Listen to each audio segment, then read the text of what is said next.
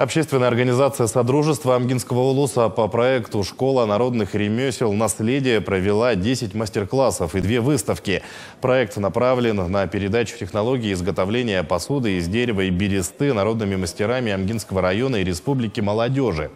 В рамках реализации проекта проведено 10 мастер-классов и 2 выставки. Обучение прошли 50 человек из 6 сел Амгинского улуса.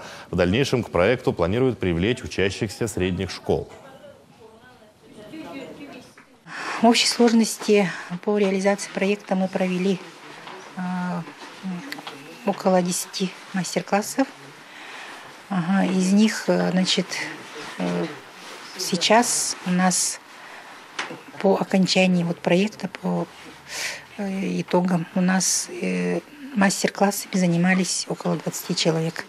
Из них, 6 мастеров у нас, умельцев, молодых людей, уже определились именно с тем, что они будут заниматься целенаправленно именно изготовлением чорона и ктея.